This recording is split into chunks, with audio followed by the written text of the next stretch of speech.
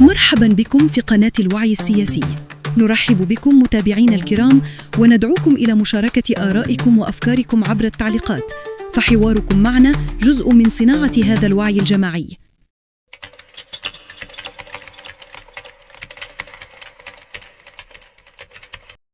أفادت السلطات المحلية بعمالة انزجان آية ملول أن عناصر الدرك الملكي بالقليعة اضطرت مساء الأربعاء فاتح أكتوبر 2025 إلى استعمال السلاح الوظيفي في إطار الدفاع الشرعي عن النفس لصد عملية هجوم واقتحام لمركز الدرك الملكي في محاولة للاستيلاء على الذخيرة والعتاد والأسلحة الوظيفية لرجال الدرك.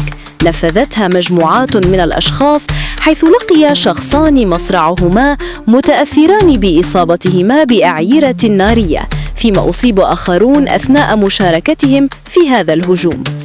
وكان المعنيون بالأمر قد عمدوا ضمن مجموعات من الأشخاص إلى الانخراط في أعمال عنف وشغب من خلال رشق مركز الدرك الملكي بالحجارة واقتحامه، قبل أن تتمكن العناصر الأمنية من صدهم، بادئ الأمر باستعمال قنابل مسيلة للدموع، وذلك في إطار الدفاع الشرعي عن النفس.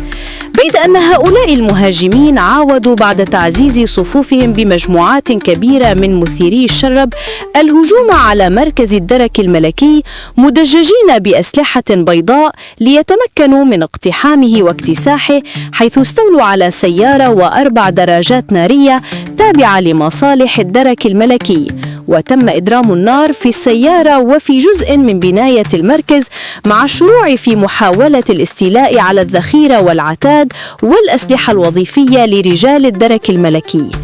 وأمام هذا المعطى الخطير اضطرت عناصر الدرك الملكي لاستخدام أسلحتها الوظيفية في حالة للدفاع الشرعي عن النفس لصد هذه المجموعات من المقتحمين.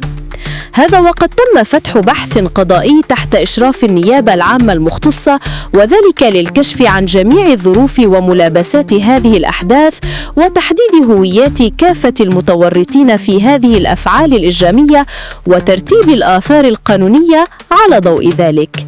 هذه سند غير تحييكم من قناة الوعي السياسي. أطيب الأماني، إلى اللقاء.